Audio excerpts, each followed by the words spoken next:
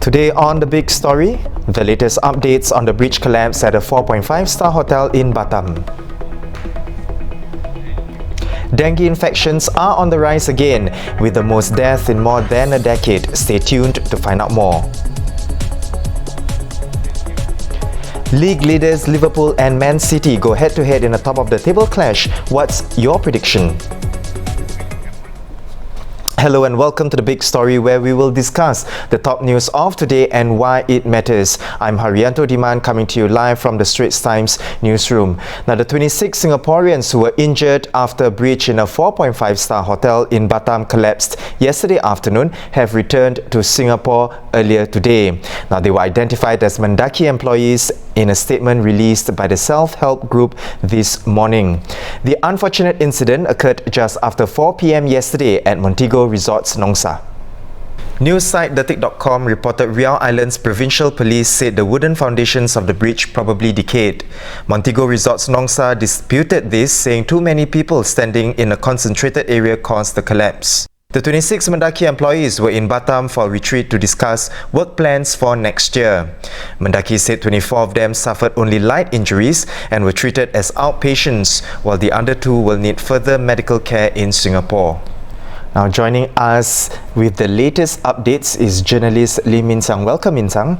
Now, Min Sang, you were at the ferry terminal earlier today as the Singaporeans returned here. What was the situation like? How were they? Right, so earlier today they arrived at Tanah Merah ferry terminal from Nong Sapura ferry terminal. So I spoke with some of the families who were waiting there in the morning.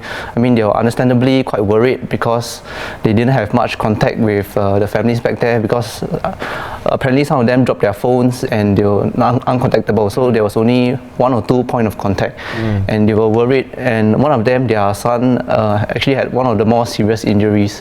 So he was among those that was conveyed to hospital when they arrived at Tanah Merah ferry terminal. So when the staff arrived, finally, they were, hugs and kisses, and they were quite relieved all around. And those who needed further medical attention were brought to Changi General Hospital. So we tried to speak with some of them who arrived, but we were turned away because I suppose they might have been briefed not to share too much about incident as the investigations are ongoing. I mean, Sang, if you could take us through again, what actually happened prior to the bridge collapsing? Right, so we have some information from the hotel itself, as well as from Mendaki. So according to them, the group of about 30 people were standing on one part of the bridge. They were posing for a group photo, or they were preparing to take a photo, and apparently that weight was too much for the part of the bridge, and the bridge gave way. And Montego Resorts Nongsa has also responded to this incident. What did they say? Is business operations still ongoing as per normal? Right, so in their statement they said the bridge has been cordoned off, so obviously no one is allowed on the bridge at the moment.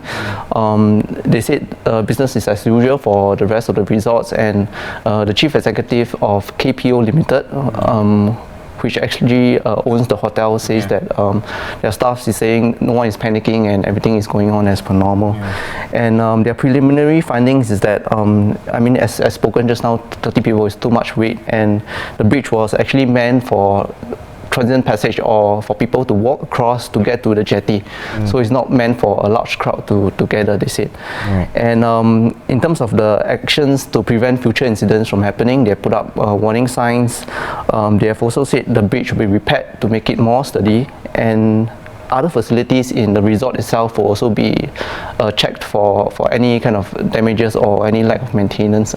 Right. I think it's comforting to know that they are taking steps, because we see comments as well on our post right now asking, what is going to happen? Can people still travel to the resort? Of course, they've taken steps, precautionary steps as well, to make sure that everything is safe and in order. So, Min Sang, let's focus on Mendaki now. Mendaki is also handling the matter. What kind of assistance are they providing to the affected? Right, so the resort was, the retreat was a 2-day, 1-night affair. So they were supposed to come back later today, but Mendaki has arranged for all of them to come back in one ferry. So all 100 staff who were there for the retreat are actually back in Singapore safely, and they are keeping tabs on the people who are conveyed to hospital to make sure that their further checkups is fine, and those who need more assistance is actually have the treatment provided for them. Right. Now, thank you, Min Sang, for the latest updates on the Batam Bridge collapse. Now, for more on this story as it continues to unfold, stay tuned to our website, straitstimes.com. And of course, on this note, we wish a speedy recovery to those affected. Now, moving on to our second segment, dengue infections are on the rise again after several months of decline. Now, 12 people have died in the last 4 months, bringing the total deaths for the year to 18, the most deaths since 2007.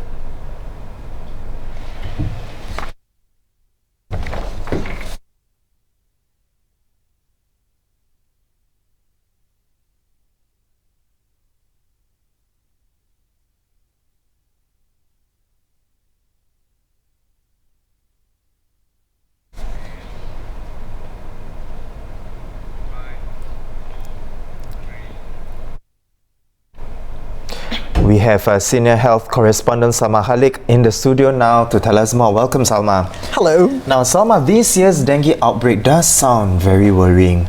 And how bad would you say it is compared to previous years? Do we know why the situation is as such? Actually, I don't think anybody really knows. Usually, dengue comes in cycles, right? And then you do know there are 4 dengue serotypes. So when it changes, the dominant strain changes from 1 to 2 or 2 to 1, that's when you usually get a peak. But this time, we have Den2 as a dominant one, and it's been dominant since 2016. Okay. So there's really no reason why there should be a sudden peak this year. Right. And how is it compared to previous years in terms of numbers and figures? Okay, in terms of actual number of people who got infected, it's not as bad as 2013 and 14. However, in terms of the number of serious, the dengue hemorrhagic fever, that's a more serious form of dengue, we're getting a lot more. So far this year, 83. Okay. And I think the highest ever was 90 something. Right. So this is very high. Okay. And the number of deaths is also scary because it's 18 so far, and 4 were in the 12 were in the last 4 months, right? So I hope that doesn't signify that the thing is getting more serious or that the strain is getting worse or anything like that. Yeah, and of course, the National Environment Agency and EA says on its website that its gravity traps at HDB estates are showing an increase in the adult Aedes aegypti mosquito population. Now, it's had 50,000 of these traps for gravid mosquitoes at public housing estates since 2017. Now, Salma, if you could tell us, have these traps helped in curbing the population? Well, I guess it must have, because they do catch them. But another important thing about these traps is it tells the NEA where there is a higher, larger number of mosquitoes. So then they will go down there and try to kill them. So in a sense, it's a signal of because otherwise mosquitoes are found island-wide. Yeah. Yeah. Okay. And Salma, could you remind us again who are at risk of dengue infection, and of course, what are the signs to look out for, and how does one keep safe? Okay, dengue affects anybody, right? People who have had dengue before are more likely to get it worse, so they have to be careful. Yeah. I suppose if you're older or if you have illnesses, you also need to be careful. Frankly, the best thing is to stop being bitten, to kill the mosquitoes. And if you have dengue, wear long sleeves so you don't get bitten. If you don't get bitten, no mosquitoes can then spread the virus from you. Right. So if you have dengue yourself, you have a responsibility not to get bitten as well. Right. Now, thank you, Salma, for the updates, and for more dengue-related stories, you can visit our website at straitstimes.com. Now, on to our news segment, What's Trending, where Dylan will take us through the top trending stories for today. Dylan? Thanks, Haryanto. It's time to talk trending on What's Trending. For our first story, Halloween might be over, but there are still scares to be had. Research firm YouGov has revealed what Singaporeans fear the most. The survey presented respondents with 15 common phobias and asked them how fear-inducing each one is. A fear of drowning tops the list at 53%, followed by fire and reptiles. Possibly most surprising is that a particular insect places higher than death itself. Cockroaches are the 4th biggest fear for Singaporeans. Time to stock up on cockroach repellent, guys. Next up, a literal hit and run. A driver abandoned his BMW and fled on foot after he hit a car and a taxi. While this looks very GTA, according to the police, an LTA officer spotted the white BMW along Geylang Bahru Road and suspected it had a false license plate. He told the driver to stop, but the driver drove off. The driver first hit a taxi and later collided with a parked BMW near St. George's Road. He then got out and ran.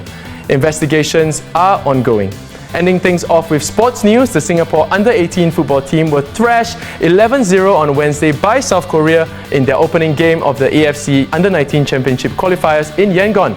The team were missing key players such as playmaker Ilhan Fandi and striker Zikos Chua, but FAS Technical Director Joseph Palacides has urged patience, stating that there is no quick fix and vowed to lift youth football here. Let's hope he's right. If you have a view on this or any of what's trending today, let us know in the comment section below. And if you've seen a story worth sharing, tag us at ST Big Story. Happy Friday and see you next week. Back to you, Haryanto. Now, thanks, Dylan. Now, speaking of football, the much anticipated match between league leaders Liverpool and Manchester City will take place on Monday morning. Now, Liverpool have a 6-point advantage over the defending champions, and the match is a crucial one for both sides. As the Premier League rivals gear up for this top-of-the-table clash at Anfield, both teams have been playing mind games. Now, Man City boss Pep Guardiola has accused Liverpool's Sadio Mane of diving. Now, Liverpool manager Jurgen Klopp, however, has hailed Guardiola as the best manager in the world, adding that they have the chance to win against the latter's team, which is very difficult but possible. Now, to tell us more, we have correspondent David Lee right here with us. Welcome, David. Hi, Haryanto. Now, David, tension is definitely building up between the two teams, with both managers playing mind games. Now, who has the upper hand going into the weekend clash? Can we talk about Manchester United's stunning win over Partizan Belgrade last night? Seeing that you are wearing a Man City, Man United jersey. Okay. No, seriously, I think the sideshow, the mind games as a sideshow is great. The EPL is one of the most exciting leagues in the world, and not just for the action on the pitch, not just for the fast-paced action on the pitch, but also the clash of personalities of the pitch as well. So, like you mentioned, Guardiola took time to highlight Sadio Mane's dives, and Klopp has responded by saying, hey, City, you are committing tactical fouls as well. Yeah. So, are they both justified? Of course, they are doing everything they can to get into the other's minds. Such mind games can either rouse or rattle the opponents. I would say never underestimate the psychological part of the game. In this case, I think both managers are trying to influence the referee by putting pressure on the referee to ensure the other team doesn't, get away with all these foul plays. If you're talking about mind games, I think it's one apiece. But if you're talking about who have the upper hand going into the game, it has to be Liverpool. They are playing at home, where they have won 12 straight league games. They are unbeaten in the league at Anfield for 45 games. That's insane. So I think they must be going into this game very high in terms of morale and confidence. In terms of injury, Liverpool have just one concern with the defender Joe Matip out injured. That is nothing compared to City's list of injuries. Edison, the goalkeeper, is 50-50. They're also missing Zinchenko, Laporte, Sane, Rodri, David Silva. So City squad, of course, they have the money. They have assembled a deep squad. But all things considered, this is a great time for Liverpool to face City. Now, on that note, David, surely Man City, of course, cannot afford to lose and trail behind by 9 points, which is a significant gap. More on this. It is significant, but I don't think it's insurmountable. After this game is played, there's still 26 more league games to play. That's 78 points to play for. City are well capable of going on a long winning streak, as they've done before, and Manchester United found that out, sadly, in 2012. So Liverpool are still also involved in 5 competitions: the EPL, the 2 domestic cups, Champions League, as well as the Club World Cup next month.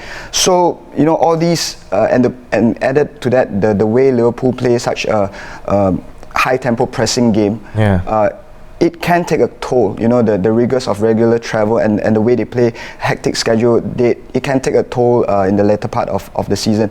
Again, the psychological part comes in. If City lose this game, they may think that everything is not going our way, everything is going the way of Liverpool, and we might not be able to catch up. Yeah, but you see, Liverpool has a knack, right, for winning games Right. At the last minute. How much do you reckon this will be a boost, in their hunt for the elusive title? I know I'm going to turn off many Liverpool and United fans for saying this, but Liverpool are just like the Manchester United of old. They play with swag. They keep going until the final whistle, and they don't know just when they are beaten. Yeah. On the other hand, United are like the Liverpool of old. They're saying, we are the only teams to prevent Liverpool from winning. But back to Liverpool, they've already rescued 10 points from losing positions, and as well they've beaten Arsenal when they were 4-2 down in the Carabao Cup. They have scored 9 goals in the last 15 minutes as well. You talk about last minute goals and all that. Their ability to snatch points, from the jaws of defeat definitely will be crucial in a tight title race. Even if it's not, even if they run away at the title, this will be the kind of wins that break the opponent's spirits. Right. Now, David, let's focus on VAR, because there's a lot of controversy surrounding the system, right? Do you expect it to have an impact on the match? When you see Firmino getting caught for offside by an armpit, that's ridiculous. What's next? His armpit hair is offside. That's just crazy. But seriously, I don't have an issue with the concept of VAR, the video assistant referee, but it's just that those who are operating it needs to have more common sense and consistency. Yeah, of course, David, I have to ask you, and I think you mentioned it earlier, but we need to make sure that we get you on cam. What is your prediction for the match this Sunday? United will beat Brighton 2-0. I mean the Liverpool. Yes. It would be good for the league if City win.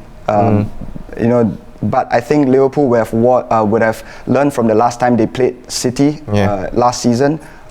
It was away, but they approached that game very cautiously. It looked like they were playing for a draw to protect their unbeaten streak at that point, with a 7-point lead as well. They were strangely subdued and they duly lost 2-1. I think Liverpool will have learned from that. They will be more enterprising this time at home. There are some who say Mo Salah and Firmino are not on form, but hey, they still have Sadio Mane who's on form. Oxlade-Chamberlain has come back from injury and he looks like a new signing already. City do have the firepower to hurt Liverpool, but their defense, I believe, comparatively they are weaker. So I'm going to put my head out. Liverpool to win 3-2.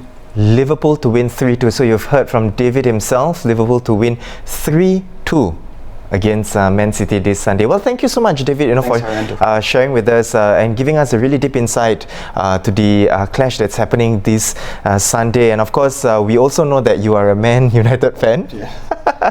But more importantly, for updates on this match, you can visit our website at straitstimes.com. Now, those were the top stories for the day. For more news and videos, do of course log on to our website at straitstimes.com. Once again, I'm Haryanto. Tune in next week on Monday for more stories on The Big Story.